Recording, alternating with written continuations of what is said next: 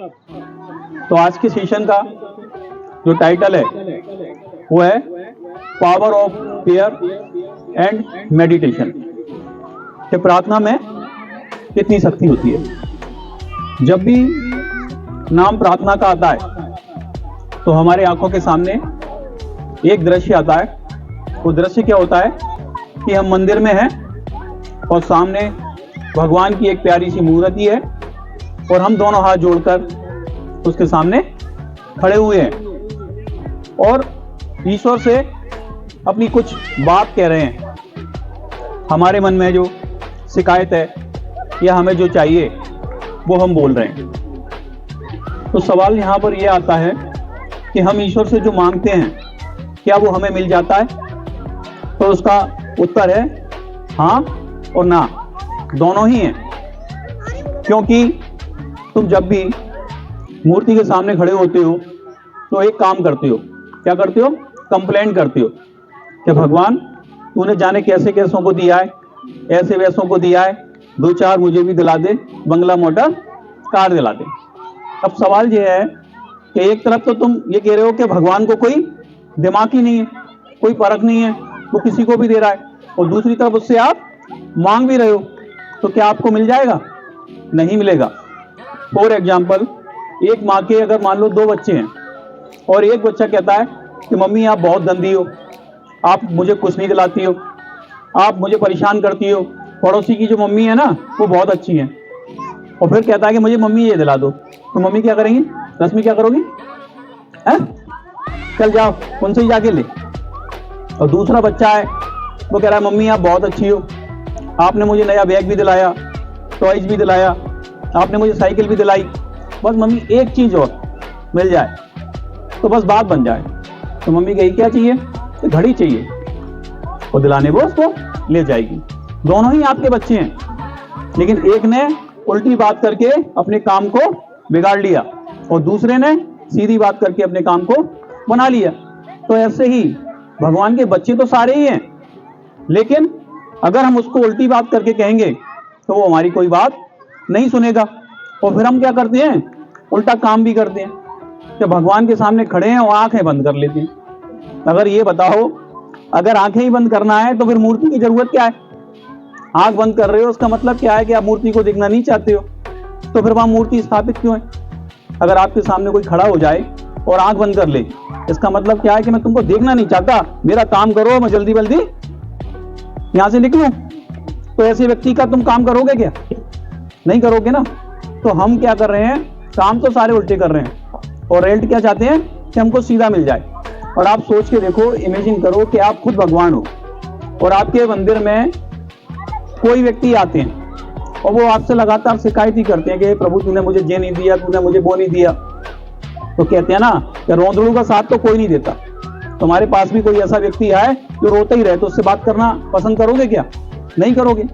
तो ऐसे ही जैसे 1000 लोग आ रहे हैं, उसमें से 999 रो रहे हैं, और एक व्यक्ति आता है ऐसा जो ये कहता है कि भगवान तूने मुझे घर भी दिया, तूने मुझे दुकान भी दी, तूने मुझे गाड़ी भी दी, तूने मुझे मोबाइल भी दिया, तेरा बहुत बहुत शुक्रिया। तो भगवान क्या करेगा?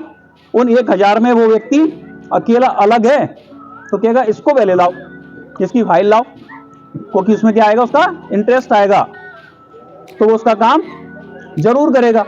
हमको क्या है? प्रार्थना करना नहीं आती है। हम भगवान के सामने जब खड़े हैं तो उसको बोलते हैं झांकी।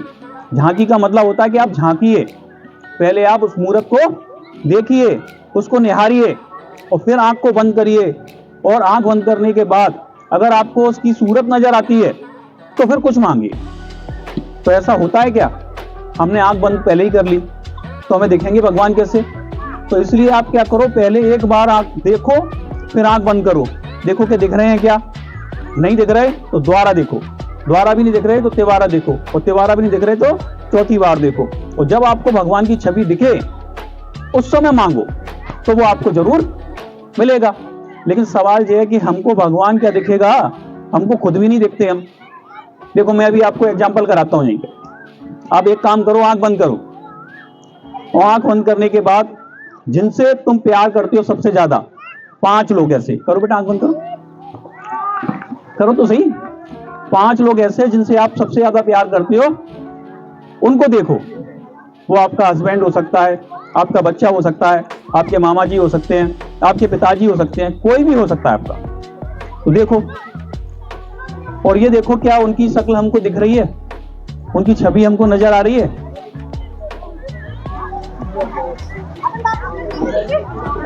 बेटा आपको दिखे 5 लोग? देखे? ठीक है, आपको देखे? अब देखो मजे की बात, अब आंख एक बार फिर बंद करो आप। अब अपनी शक्ल देखो, क्या आपको अपनी शक्ल दिख रही है? क्या आपको आपका चेहरा दिख रहा है? नहीं दिख रहा ना? इससे पता क्या चलता है? इससे पता ये चलता है कि आपका स्वयं से कोई रिश्ता नहीं है, दूसरे लोगों से रिश्ता है। जब आपका स्वयं से रिश्ता नहीं है तो भगवान से रिश्ता कैसे बन जाएगा?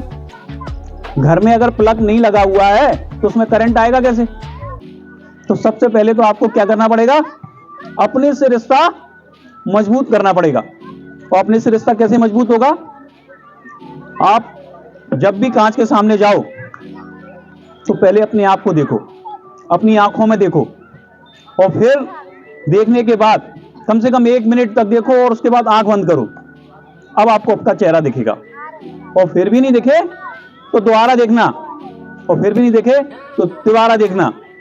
और जब आपको आपका चेहरा दिखने लगे तो समझ लो कि आप अब ईश्वर से मुलाकात करने के लायक बन गए हो। खुद के घर का कनेक्शन तो पावर कट है, और ईश्वर से हम क्या कर रहे हैं?